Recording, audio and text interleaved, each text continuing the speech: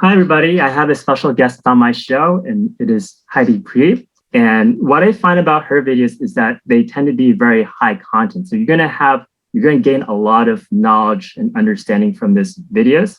At the same time, she also has a unique take on things as well. She also brings in her authenticity. So I really like that combination that she has when it comes to her videos.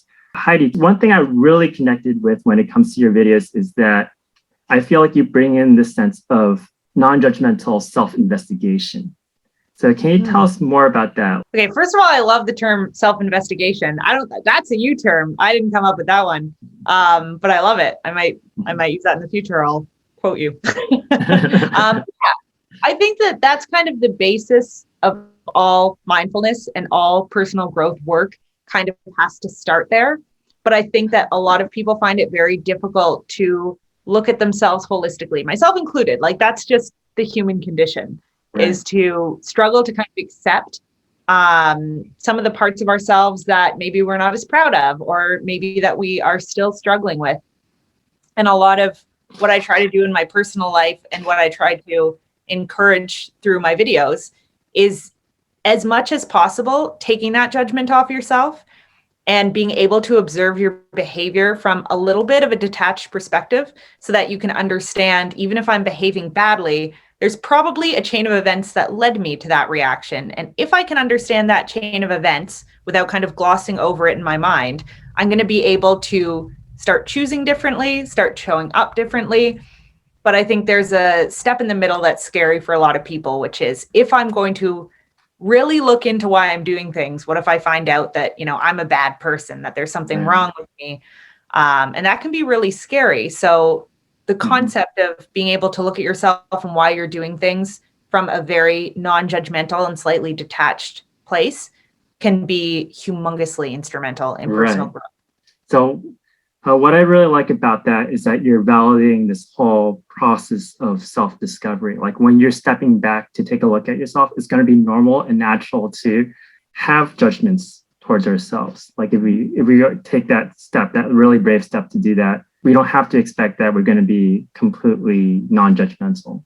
Yeah, 100%. And it can almost happen like in the opposite direction, where people can go in trying to be non-judgmental and then start judging themselves for judging themselves every time that comes up. So I really like that you brought that up. Like, you have to be aware of the fact that it is human nature to judge. We make value judgments because that keeps us morally in check. But sometimes that also gets in the way of us doing the work that we need to do around being curious about ourselves and also other people's motives. And I think that you and I were talking kind of before this started about how the word toxic is very big right now and it's getting thrown around a lot. And I think most of us are very quick to go, oh, this person's toxic, but we might do behaviors other people think are toxic, and we're not going to accept that label for ourselves. So there's a disconnect where we see our own motives and we see our own intentions, and we have compassion in a lot of areas for ourselves that we don't necessarily extend to others. So there can be both sides of the coin, where there can be too much self-judgment, and there can also be not enough self-awareness around the fact that everyone kind of has their reasons for what they're doing. And it's important to be very aware of ours, but also it can be helpful to be aware of other people's. Yeah, I really like that shift in perspective, going from self-judgment to self-awareness. And that's the importance of being able to look at that label of toxicity, because that is naturally a judgment. And we often use that to judge others, but at the same time, when we're judging others, we're also judging ourselves too, because then we won't own the parts that we call toxic. Yep, absolutely. So one of my favorite kind of practices for, like, if I feel like I'm getting very self-critical, is actually to turn my criticism towards others completely off. So I will make a practice of like going out into the world and trying to think something positive about different people I see over the course of the day. Like, get on the bus and be like, man, that bus driver is wearing a cool jacket. Like, just taking any sort of other criticism as much as possible out of my worldview. And it helps you to be more kind towards yourself, because if you're not putting people on this kind of scale of like, okay, who's good, who's bad, who's doing the right thing, who's doing the wrong thing, then you don't put yourself on that scale either. And the same can be applied to kind of darker situations where it's like, if you understand why you behave badly, it's also easier to understand why other people behave badly. And when you have that understanding, that's where you can actually find solutions versus staying in a place of everyone pointing the blame at everyone else. It might feel good. You might kind of feel self-righteous, but it doesn't actually solve problems. If anything, it perpetuates and creates more. So having that self-curiosity, but also other curiosity, I think is our only hope at actually resolving interpersonal issues. Yeah, I could see it as like when we blame others, that gives us satisfaction only in the short term, right? But it's going to be like a continual itch. But then when we could really find that space to be able to have self-awareness, that's a much more sustainable source of self-confidence and satisfaction too. Yeah, 100%. Like a lot of the work that I do, and I'm currently designing a course around attachment styles in the drama triangle. I don't know if you're familiar with the drama triangle at all. Can you tell us about it? Yeah, for sure. So it's a system that basically helps us to understand which biases we might be coming into a conflict with. So we might be over victimizing ourselves. We might be over focusing on fault in the other person, or we might be trying to act as a savior in the situation. Mm-hmm. And all three of those roles just kind of keep us locked in. And this is why they call it this, a cycle of drama, where there's resentment building, where we're trying to get other people to take responsibility for the way that we feel. Mm-hmm. And the only way to step out of it is to take radical accountability. So, for example, if there is a very, very difficult person in your life, and a lot of us do have genuinely very difficult people that we have to deal with at some point or another, the question can stop being, how do I get them to change? And it can be, how do I show up differently? And how do I set boundaries around myself? And how do I keep myself okay, even if this person continues to be difficult until they die? That's true. Yeah. Because it's just an easier thing to work with. Like we can always work with our own reactions, and it's going to be a lot more productive and less painful than trying to manipulate the way someone else is showing up. Right. So, yeah, I remember you mentioning about something like that before, another one of your videos. I think it's the boundaries one, setting boundaries with others. It's important to be able to come to your own philosophical perspective about how you view the situation. Like, given what the situation is, how can I come to terms with it, or how can I come to acceptance of it and view it from a perspective that is helpful for me first, and then I could make changes when it comes to others. Yeah, I think a lot of people, myself in the past included, can confuse the terms boundaries with expectations. So we think a boundary is something that you tell someone else they have to do in order to keep you okay. But that's not a boundary at all. A boundary is about how you will behave. So if someone is behaving towards you in a way that you don't like, the boundary is not you have to behave differently. The boundary is, when you act that way towards me, I'm going to disengage, or I am going to respond in a certain way that keeps me safe and okay. And that can be a very difficult thing to do. And this is why I tie it into attachment. If you struggle to self-regulate, so if you struggle to keep your emotions in check and keep yourself feeling okay, or if you have low self-esteem, it can feel like you need the approval of others and you need something from someone else in order for you to be okay.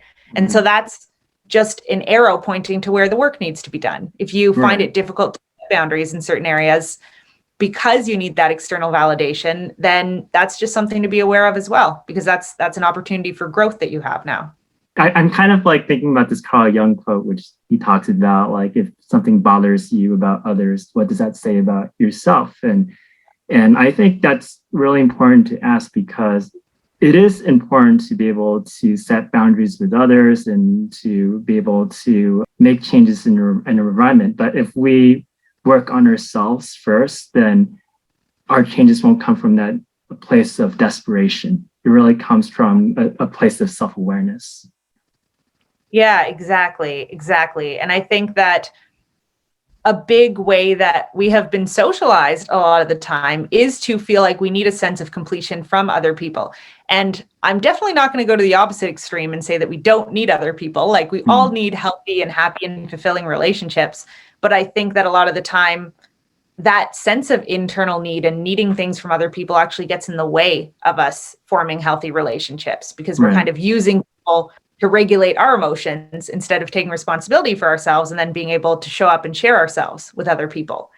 And Right. I talk a lot about attachment styles on my channel. So you might veer in one or the other end of this spectrum. So you might feel like you constantly kind of need external input to feel okay about yourself. Or you might feel like you have a really difficult time showing up and sharing yourself with other people and forming close relationships.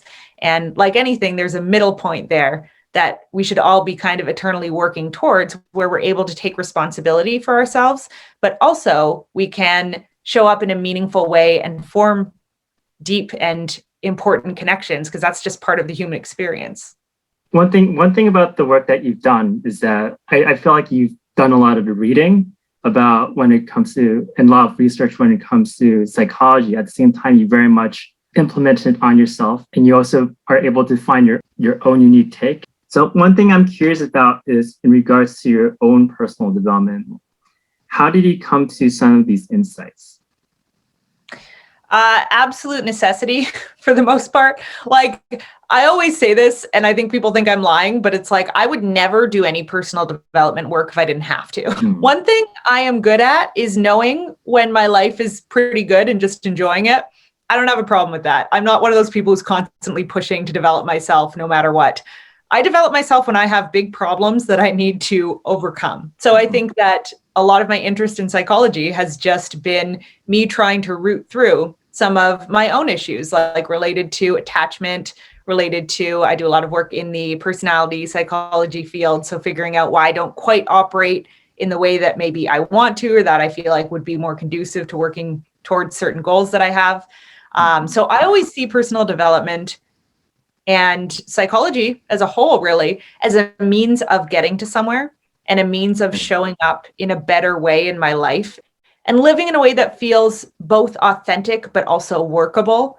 I think for a lot of my life, I felt like there's a struggle between showing up authentically and showing up in a way that did not cause conflict, that did not impede upon my ability to achieve goals. And so most of my life has just been trying to merge those things, trying to merge who I am and who I was born into this world as with how the rest of the world outside of my mind exists, and how I can have a happy and harmonious relationship between reality and my personality. Right. Yeah. And I really much appreciate you sharing this overview of your own personal journey when it comes to growth. Because one thing I connected with on your channel is that how open you are about your attachment style, right? Or that all of us are toxic in some sort of way, right?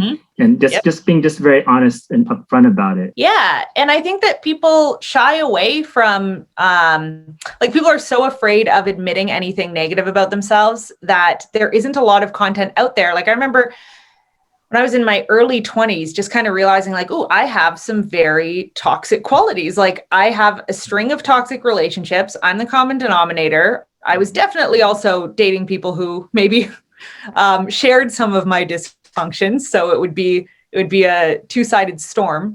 But I went out looking for resources for, like, what if you realize that you're the one being toxic? What if you feel like you have narcissistic tendencies? And there was nothing. Like, everything I could find was just kind of finger pointing and blaming and shaming people, and people calling each other toxic and narcissists. And I was like, but what if you want to do the work? Like, what if you want to start acknowledging these traits in yourself and showing up in the world in a different way?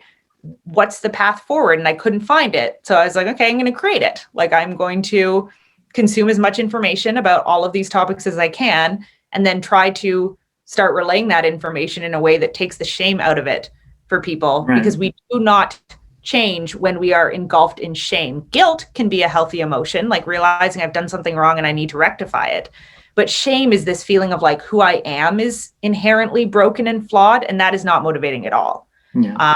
So when we're shaming each other, we're not really helping anyone, because we need that. And this draws us back to the beginning. Like, we need that sense of radical self-acceptance and investigation in order to start behaving differently. Right. Yeah. And we can almost look at it as sometimes our traits are a bit inbuilt into us too. Like, I kind of remember when you're talking about this, I was thinking about that movie Soul, where the souls were given traits beforehand, right? So does that make sense that we are judged for these traits?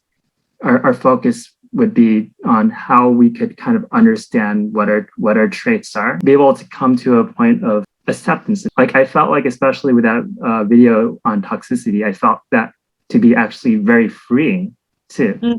Yeah. To really take away that very negative connotation for what really is that we all have our own quirks. Yeah. And I think that once you can recognize that in yourself, you can kind of go move backwards with it too, right? Like a lot of what we talk about when we talk about attachment is, okay, how did, like people look at it as kind of this field that shows how your caregivers or your parents messed you up. And it's like, okay, but what about their early life? What about how their parents impacted them? And what about how their grandparents impacted their parents? And it's this never ending cycle where it's like there's always somewhere else to point the finger. So where does it stop? Like, where do you decide to just let it end with you?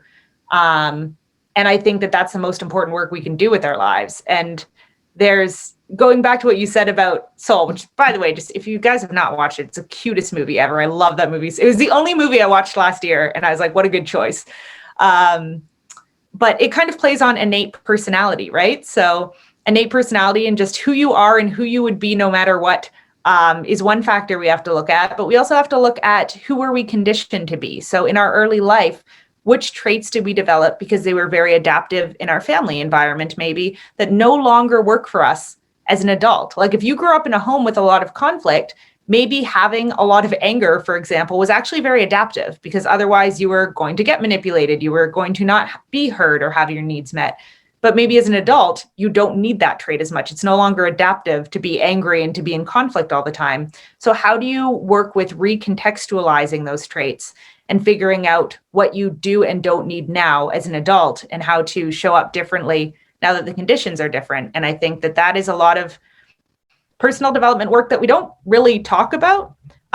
When does a trait that was once adaptive become toxic? Because that's a really important turning point to be aware of. And it's also like where all of the work starts. Right. Wonderful. Wonderful.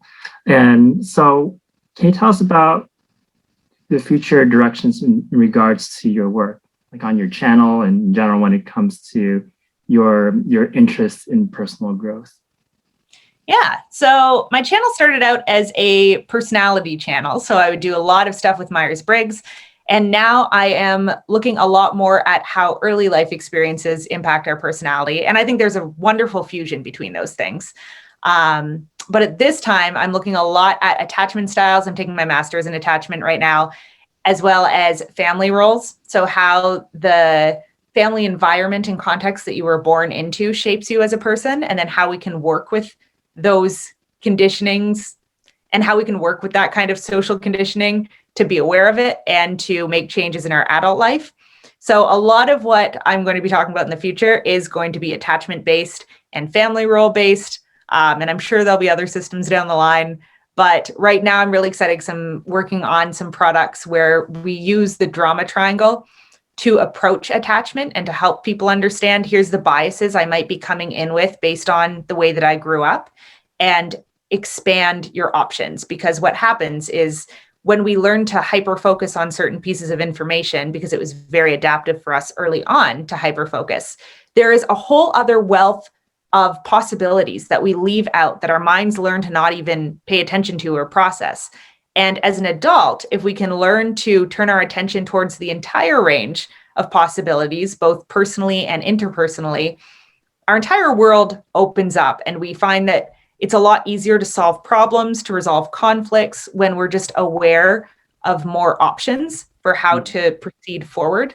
So the work that I'm doing at this point is very oriented towards helping people understand which biases they might have inherited from a very young age and how you can live in a way that's much better and much happier for you and the people around you by understanding which information you haven't been paying attention to and starting to pay attention to that as well.